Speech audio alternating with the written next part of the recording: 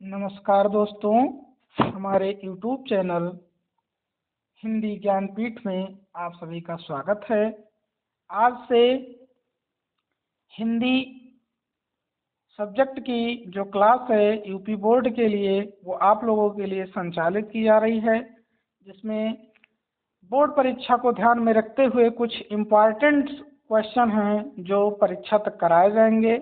उसके बाद नया सिलेबस स्टार्ट किया जाएगा जो कि हिंदी ज्ञानपीठ पर उपलब्ध है। इसको सर्च करने के लिए आप लोग @हिंदी ज्ञानपीठ 1 के नाम से सर्च कर सकते हैं। ये क्लास हिंदी के स्पेशलिस्ट पंकज सर द्वारा संचालित की जा रही है। आप लोगों को मोस्ट इम्पॉर्टेंट क्वेश्चन कराए जाएंगे। आज है क्लास 10th हिंदी पद का पहला लेसन सूरदास के पद। इससे क्वेश्चन काफ़ी ज़्यादा पद्यांश में बनते हैं जो 6 नंबर के पूछे जाते हैं। इनको कैसे सॉल्व करना है आइए हम देखते हैं।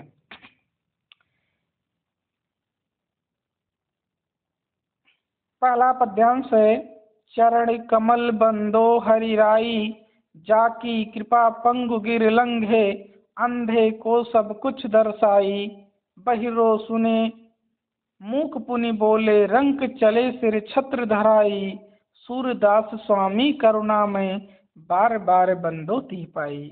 इसकी व्याख्या देखते हैं हम लोग। इसकी व्याख्या की, चरण कमल, यहाँ कह रहा कमल रूपी चरण। अगर ये पंक्तियां पूछी जाती हैं कि चरण कमल बंदो हरिराई में कौन सा अलंकार है, तो ये इसमें कमल रूपी चरण इसका अर्थ होता है।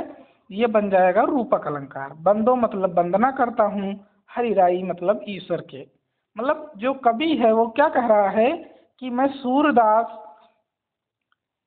ईश्वर के कमल रूपी चरणों की क्या करता हूँ, वंदना करता हूँ।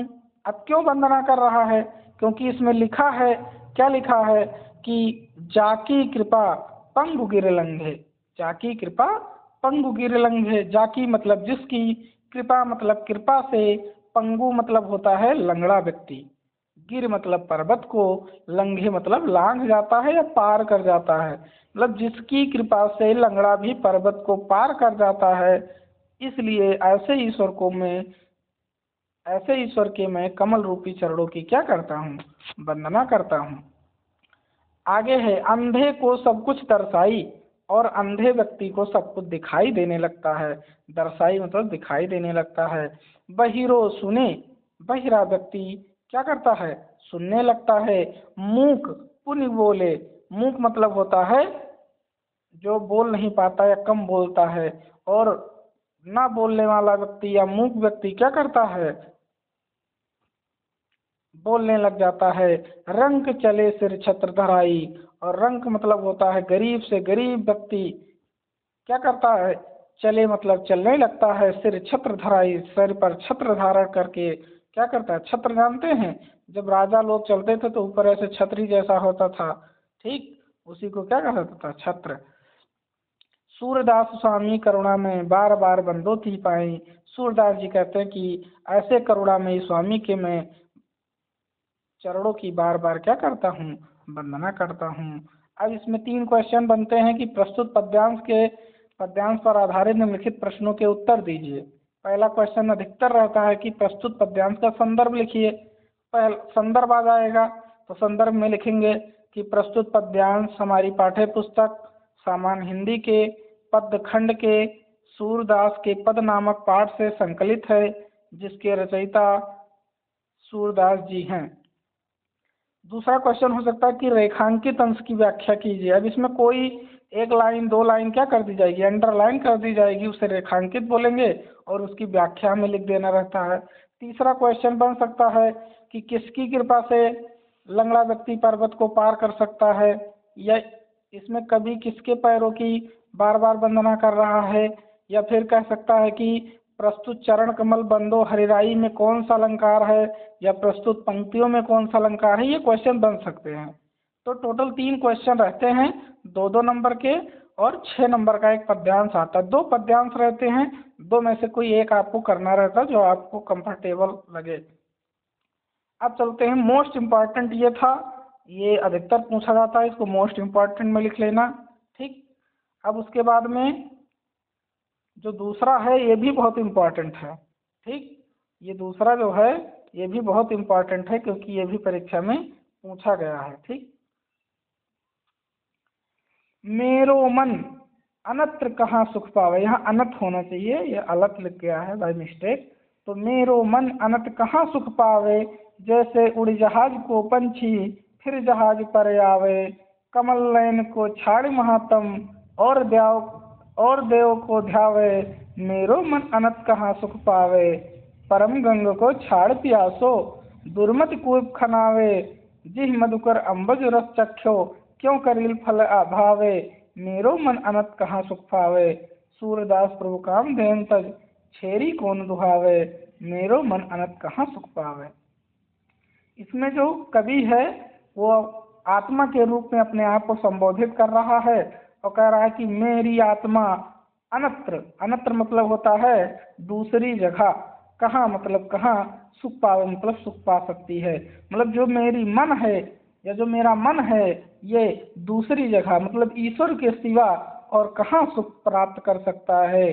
जैसे उड़ जहाज को पंछी, जैसे मतलब जिस प्रकार कोई पंछी क्या करता है, उड़ करके जहाज से उड़ करके जाता है और फिर वापस उसी जहाज पर लौट आता है, घूम आता है, उसी प्रकार जो भक्त है या कवि है उसका मन भी अगर दूसरी जगह जाता भी तो वहाँ सुख पाता नहीं है, वो वापस कहाँ लौट के आता है, ईश्वर के भजन में, ईश्वर के भक्ति में आ जाता है।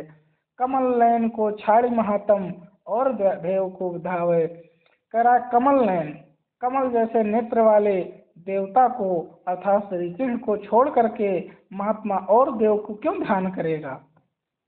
परम गंग को छाड़ प्यासो दुर्मत कूप खनावे, कहते हैं कि परम गंगा पवित्र गंगा को छोड़ करके प्यासा व्यक्ति दुर्मत कूप खनावे, क्या दूसरी जगह जा करके कुएं खुदवाता है।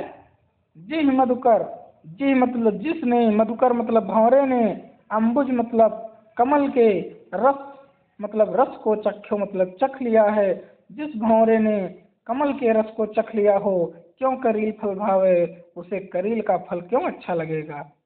सूरदास प्रभु काम धेनु तज, सूरदास जी कहते हैं कि हे प्रभु क्या कोई व्यक्ति काम धेनु तज, काम धेनु जैसी गाय को तज मतलब छोड़ करके छेरी कौन दुहावे, छेरी मतलब होता है बकरी, बकरी को कौन दुहावे, बकरी कितना दूध देती, ज़्यादा ज़्यादा 1 लीटर, आधा लीटर, 1.5 लीटर, 2 लीटर, और कामधेनु चाहे जब आप लगा सकते हैं।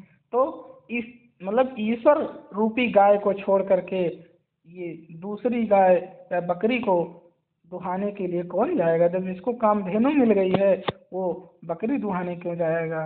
अब इसका भी संदर्भ पूछेगा तो संदर्भ तो सेम रहेगा ऊपर के जैसे। अब क्वेश्चन इसमें बन सकता है कि ये रेखांकित कर देगा ये 2 लाइनें और कह देगा इसकी व्याख्या कीजिए।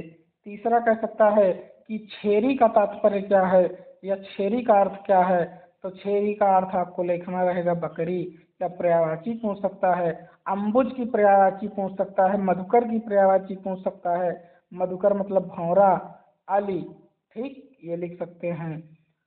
तो ये 2 क्वेश्चन बहुत ही इम्पोर्टेंट हैं, इसको आप लोग आज लिख लीजिएगा और याद कर लीजिएगा।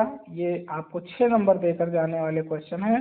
अगली क्लास फिर इम्पोर्टेंट क्लास होगी क्लास 10th एंड 12th की।